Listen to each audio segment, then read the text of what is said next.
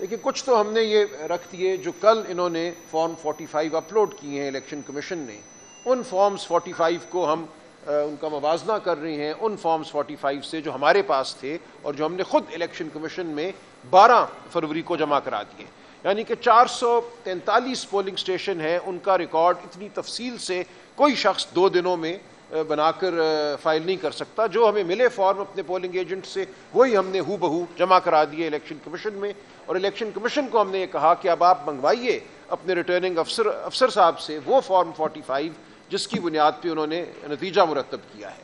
وہ تو نہیں منگوائے الیکشن کمیشن نے، لیکن بہرحال کل ان کو اپلوڈ کیا. جب ان کو اپلوڈ کیا تو جو صورت سامنے آئی وہ میں آپ کے سامنے رکھنا چاہ رہا تھا. سلائیڈ چلی نہیں چلی؟ جی، یہ صرف مثال کے طور پہ 3-4 اگر ہم فارم 45 دیکھیں تو اس سے بات واضح ہو جاتی ہے کہ انہوں نے کیا فارمولا استعمال کیا. اور یہ تو فرسٹ جنریشن بھی نہیں، یہ تو بالکل ہی بچگانہ قسم کی حرکت کی انہوں نے کہ جہاں 1 ہے اس کو 7 بنا دیا یا اس کو 9 بنا دیا. اور اس کا نتیجہ یہ ہوا، جب یہ آئیں گے تو آپ دیکھ لیں گے کہ ہم نے فارم 48 بھی جو الیکشن کمیشن نے کل شائع کیا اپنی ویب سائٹ پہ، فارم 48 یہ ہوتے ہیں ہر پولنگ سٹیشن کا جو نتیجہ ہے وہ اس کے اندر لکھا ہوا ہوتا ہے، ہر پولنگ سٹیشن کا. اوور آل رزلٹ تو فارم 49 میں ہوتے ہیں لیکن 48 میں ہر پولنگ سٹیشن کا آتا ہے.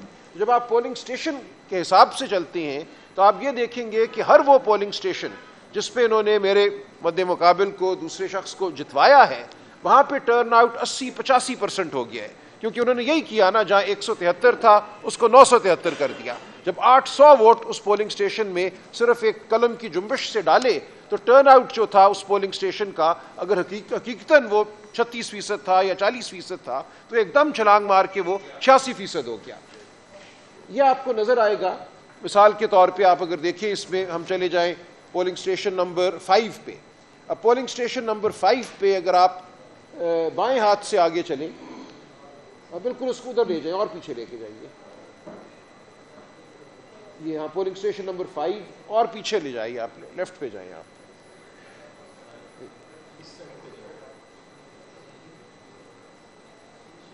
ایک منٹ، یہ آپ کچھ اور کر رہے ہیں، چلے اس کو چھوڑ دیں، یہ کوئی اور چیز ہے، وہ نہیں ہے. لیکن پولنگ سٹیشن نمبر 5 جو ہے مثال کے طور پہ آپ کے سامنے ہے، اس کا جو حقیقتاً ٹرن آؤٹ ہے ہمارے پاس ان فارم 45 میں جو ہم نے فائل کیے الیکشن کمیشن میں وہ تھا 38%. اس میں میرے ووٹ تھے 357، دوسرے شخص کے ووٹ تھے 123.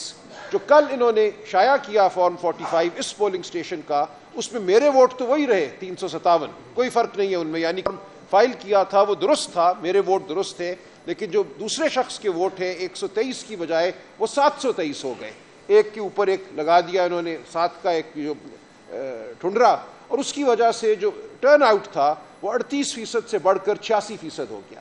اچھا، اسی عمارت میں، یہ ایک اسکول کے اندر ایک پولنگ سٹیشن ہے، آپ کے علم میں ہوگا کہ ایک ہی عمارت میں کئی دفعہ 3-4 پولنگ سٹیشن ہوتی ہیں، ایک فلور پہ دوسرا اس کے ساتھ. اسی عمارت میں جو پولنگ سٹیشن ہے، اس پولنگ سٹیشن کا ٹرن آؤٹ 86% ہو گیا. اس عمارت میں باقی پولنگ سٹیشن جو ہے ان کا ٹرن آؤٹ وہی 40%، 38% رہا. تو کوئی اس کی منطق نہیں آتی سمجھ کہ ایک ہی علاقے میں ایک ہی پولنگ سٹیشن جو ایک بلڈنگ میں ہے، اس بلڈنگ کے اندر 2-3 پولنگ سٹیشنز کے ریزلٹس جو ہیں ان میں اتنا فرق ہو کہ کہاں 38% اور کہاں 86%. اور نظر یہی آ رہا ہے کہ جب آپ نے 1 کو 7 کیا، 600 ووٹ بڑھائے تو ٹرن آؤٹ جو تھا 38% سے وہ 86% ہو گیا. اب یہ جو فارم 48 ہے جو ہم نے یہاں لگایا ہے، یہ ویب سائٹ پہ موجود ہے الیکشن کمیشن کی. میں چاہوں گا آپ سب اس کو ڈاؤن لوڈ کر کے اس کو پڑھیں، دیکھیں تو بالکل بات واضح ہو جاتی ہے کہ کتنے بونڈے طریقے سے رگنگ کی گئی ہے. رگنگ صرف یہ ہوئی کہ جہاں 44 تھا اس کو 444 کر دیا، جہاں 88 تھا اس کو 688 کر دیا. یہ polling station after polling station after polling station آپ کو یہ نظر آئے گا. اور اس کا نتیجہ یہ ہو رہا ہے کہ ایک پولنگ سٹیشن پہ جہاں رزلٹ درست رکھا گیا وہاں ٹرن آؤٹ 40% ہے، جہاں رزلٹ کو خراب کیا گیا، ٹیمپر کیا گیا، وہاں ٹرن آؤٹ جو ہے وہ 80-86% ہو گیا. تو یہ بڑی آسان سادہ بات ہے، یہ کسی کو بھی میں سمجھتا ہوں سمجھنے میں مشکل پیش نہیں آنی چاہیے. اور جو کل رزلٹ شائع کیا ہے الیکشن کمیشن نے، یہ میں سمجھتا ہوں پاکستان کی تاریخ کا ایک بہت ہی اہم لمحہ ہے. پہلی بار ہم پورے وثوق سے پوری قوم جو ہے وہ دھاندلی کو اپنی آنکھوں سے دیکھ سکتی ہے. اب جو بھی ہوگا ٹرائیبیونل ہم جائیں گے، وہاں پہ 2 ٹرائیبیونل پورے پنجاب کے لیے بنائے ہیں جہاں 300 صوبائی نشستیں ہیں، 140 قومی اسمبلی کی نشستیں ہیں، تو ظاہر ہے کہ 2 جج صاحبان جو ہیں وہ تو 20 سال ان مقدمات کا فیصلہ نہیں کر سکیں گے۔ ہماری استدعا ہوگی، ہم ڈیمانڈ کریں گے کہ نمبر آف الیکشن ٹرائیبیونلز میں اضافہ کیا جائے ہر جگہ، اور خاص طور سے پنجاب جو کہ ایک بہت ہی بڑا صوبہ ہے، لیکن اس کے ساتھ ساتھ ہم چاہیں گے کہ عوام خود اپنی آنکھوں سے دیکھیں کہ ان کے مینڈیٹ کے ساتھ، ان کے ووٹ کے ساتھ 8 اور 9 فروری کی رات کیا ہوا۔ 8 فروری جب پولنگ ختم ہوتی ہے تو ہمیں فارم 45 مل جاتے ہیں، اور یہ الیکشن اس حوالے سے بھی بالکل منفرد تھا کہ اس بار پہلی دفعہ ہم نے اپنے پولنگ ایجنٹس کو بہت تربیت دی تھی کہ فارم 45 لے کر آنا ہے۔ اس سے پہلے کسی الیکشن میں اس طرح اتنی بڑی تعداد میں پولنگ ایجنٹ صاحبان جو ہیں یا محترمہ وہ فارم 45 لے کر نہیں آئے تھے۔